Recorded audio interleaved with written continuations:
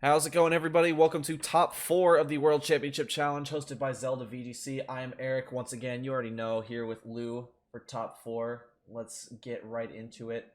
We got Ziche, whatever, I don't know how to pronounce it, against Average Pikachu, and Ziche rocking yet another X-Ray squad. This one a little different, though, rocking double Tapus with Incineroar and Amoonguss, as we're going to see him lead off with a Rayquaza Amoonguss versus Average Pikachu's Mandibuzz and Necrozma Dustmane.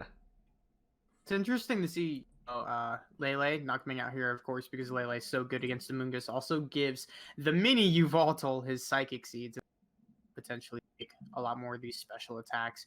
But, I mean, to argue with Necrozma Duskmane here, being in a great position. Same with this Mandibuzz here. Looking at Ziche's team, he doesn't really have best ways to stop opposing Kyogre in Tailwind other than the Amoonguss. If this Amoonguss goes out of the way, and Average Pikachu is able to get his Kyogre out in the field in Tailwind and some water attacks, he could find himself in a pretty dominating position, especially if he's got speed control sitting next to the Necrozma Duskmane as well, which also can deal with Amoonguss. But there we see the Incineroar switch. Yeah, we're going to see the Incineroar switch in as the Rayquaza just going to go for a Dragon Ascent. Just nearly picks up the KO on Mandibuzz here, but we're going to see a taunt going into the Incineroar, predicting, or I guess originally that was going into the Amoonguss, as we're going to see Photon Geyser go into the Rayquaza. Interesting. Okay, so this Rayquaza was revealed to be Life Orb. So it's not gonna have many hits left because it's got not a lot of HP left. But we're gonna see the Amoonguss switch in here. Gonna be taking this Photon Geyser as it's a one-hit KO on this Amoonguss, as Incineroar is gonna be going for the Malicious Moonsault into the Duskmane Necrozma, just barely not enough to KO it.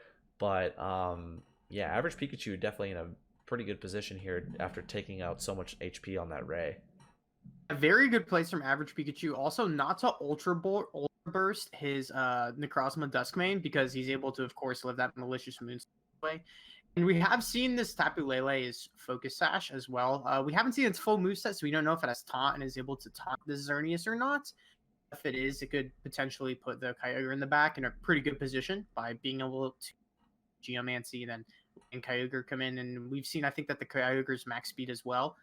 So if it's max speed Kyogre that also has faster, or also is faster than the Xerneas, then it's in a great position. So I'm to see if that taunt potentially comes out to go into the Xerneas slot.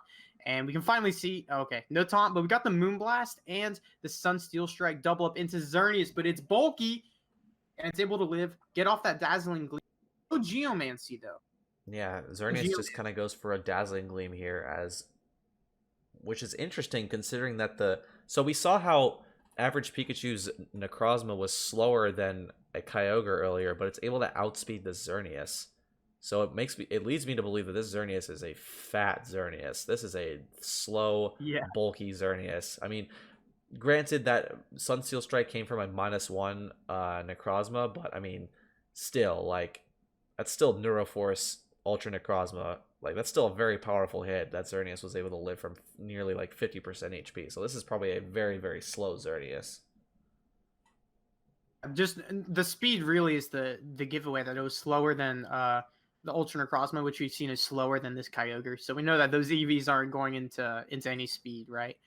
But now here, I think awkward. Yeah, it's an awkward position, as this Kyogre can probably take any attack, and we've seen that the Lele outspeeds the Zern. It actually. Oh, Kyogre hangs on with that from that Dazzling Gleam, but decides to go for a Water Spout, but it's still enough. Wow. Very risky play from Average Pikachu, going for that Water Spout there, knowing that he was going to take a lot of damage there from both the Rayquaza and the Xerneas, but Kyogre able to hang on there.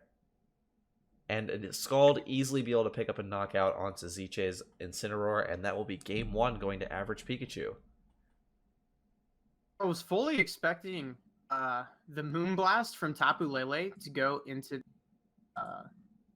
Xerneas there for some reason. I don't know, maybe because it forces the Rayquaza to have to hit into the Lele, and if Rayquaza has to hit into the Lele, then that gives the Kyogre the chance to attack. But wait, so Xerneas moved after the Ultra Necrozma, right? Yes. It moved before the Kyogre. Possible. I don't know. I don't exactly remember how fast this Kyogre is here on Average Pikachu's team. Ultra Necrozma was slower than the Kyogre in previous games. It was slower. It was slower than an opposing Kyogre. I don't know if it was slower than Average Pikachu's Kyogre. I know it was. I was almost certain it was slower than his own. I don't know. Maybe it's my memory is failing me right now. But yeah, let's just move on. Yeah, we'll just move on to game 2. If it comes up again, we'll learn. But now we are gonna see Incineroar Xerneas going up against a Necrozma Mandibuzz lead. So Average Pikachu just keeping it the same as game 1. And here Ziche is gonna be switching up. Most certainly the Mandibuzz is able to have a straight up Moonblast, so not necessarily threatened by there, especially with the switch into Lele giving it the Psychic Terrain. And he goes for a Snarl to try to, clear that Xerneas. It's going to take that all day long as the Z move hits off into that Lele, bringing it down to Focus Sash. So all in all there, I think I kind of give that turn to Zich. Oh man, they're clicking their buttons so dang fast. We don't even have an opportunity to analyze this.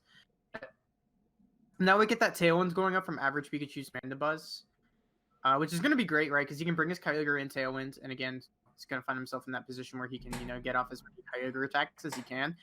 But Incineroar smartly U-turning there, so that way it can get off of the field, not be under the threat from any Kyogre attacks. Going into Rayquaza, which, can put up that Delta Stream, hit the Kyogre, and now this Tapu Fini as well is able to live, attacks from Kyogre, it's able to live attacks from Mandibuzz. So Ziche, despite not having speed control here, has the means to effectively neuter this damage from this Kyogre, try to hit it with a Dragon Ascent, try to hit it with maybe Light Screen, maybe Heal Pulse, depending on maybe Nature's Madness. He's got tons of options that he can go for here. Yeah, I was almost expecting Necrozma to come in here since, like Kyogre doesn't do a whole lot of damage versus either Rayquaza or Tapu Fini, but I still think it's still threatening Rayquaza here because obviously a double up from Ice Beam and Foul Play will easily be able to pick up Rayquaza, but I think Fini is relatively safe this turn because if it gets attacked, if it gets hit this turn, it'll probably either tank the hit raw or it'll just get knocked down to Berry, which will bring it back to even higher HP. But we're just going to see the Water Spout come out here. Actually, just inside Berry range. As Foul Play goes into the Rayquaza Protect, as Fini goes for the Icy Wind to drop the speed further of Mandibuzz and get a speed drop onto Kyogre. And that's Dragon Ascent range, especially with Life Orb, and that's going to be a dead Mandibuzz. It does go down to the Ice Beam, but again, Fini is going to go for Haze. Oh, I think he was probably going for Haze in anticipation that Rayquaza was going to live that turn because after going for Dragon Ascent, the drops. The problem, though, is that he rid of the speed drops, yeah. It's interesting. With Xerneas in the back, oh my gosh, he's just switching his Xerneas into a Water Spout. And also a Photon. Well, Photon Geyser goes into Fini, and Fini, with Psychic Terrain, not be able to live that. But now, you have Necrozma at half of its attack, but with Kyogre and Necrozma going up against an Incineroar and a Xerneas, I don't think there's much that Ziche can do. Yeah, because the fake out here, obviously, it's going to go into the Ultra Necrozma. He's going to be able to get the Geomancy up, because if he doesn't fake out the Necrozma... Wait, he fakes out the Kyogre instead. Yeah, I think possibly predicting a Protect. Actually, is he able to tank the Sunsteel Strike, though? I wonder. I guess we'll have to find out. If he doesn't, it's game over. Oh, he just barely hangs on here. Yeah. Oh, but now you're definitely in a 50-50 position because, you can either protect Xerneas predicting the Kyogre to protect, or you can just attack into the Kyogre so Incineroar is able to take out this Necrozma. So this is a big turn coming out to decide this game. It all comes down to who protects and who attacks. He needs to keep his Kyogre alive in order to defeat Incineroar, correct? But he goes for wow! He goes for Scald right into the Incin. Wow, Average Pikachu fears nothing. Fears no deer. I think that's correct, though, right? Because the Kyogre can't be KO'd even by Moonblast here. I don't believe so. Oh, no. Never mind. It definitely would have been KO'd by Moonblast. Especially with the chip, yeah. So it probably definitely would have gone down to a Moonblast there, so yeah. Wow. Pretty quick set there. Average Pikachu able to take it and is moving on to finals, now in contention for the big money. Pretty quick That set game there. went by so fast. Yeah. Holy cow! I didn't even feel like we were able to give Yeah, it just really kind of. good, like deep analysis because every time I wanted to like talk about the position or talk about their potential options, next turn was already underway. Yeah, they really inputted their moves quickly there, and I was kind of expecting a slower game to come out here because we know Average Pikachu's team, it kind of has a mixture of like ridiculous amount of bulk, but also has the ability to go on the offensive because you can switch between the Necrozma forms, and you also have Mandibuzz, which can kind of sit there and do Mandibuzz stuff. But yeah, those games actually surprisingly went really fast, and it's not because they're this game ended on turn 5, and these two players were just inputting their moves like super quickly, so it didn't really give us time to like take a step back and be like, okay, let's calm down here and analyze the position. But I definitely think those last couple turns were played in the slow game because there was a lot of big plays that had to be made at the end of the game there, and I think that not protecting on Kyogre was a crucial turn for Average Pikachu to win this game. Because you imagine if to the Moonblast you just win. Right? I mean, it's that's one of those situations where it's a bit of a 50-50. I think that Haze play, did it really affect the game that much? Like, it depends on what other moves like the Tapu Fini had and what other moves the Tapu Fini could have gone for in that scenario. Probably nothing that really would have changed the outcome of the game at the end of the day, to be honest. Yeah, Finny didn't really do a whole lot there besides just click Icy Wind once and then get KO'd. But, I mean, Finny probably could have been a much better asset there. The Haze play was a bit strange.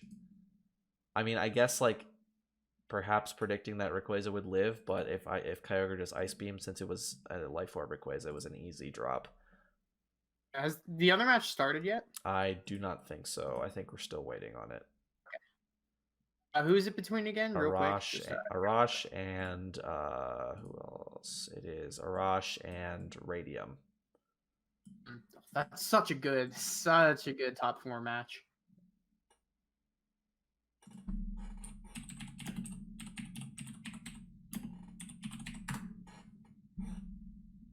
Okay, let's see. I think they're still getting it queued up here. Have the matches open yet? I think. Okay, yeah. So we have, okay. So they're in the process of opening them right now. This is game 2, and then this will be game 3.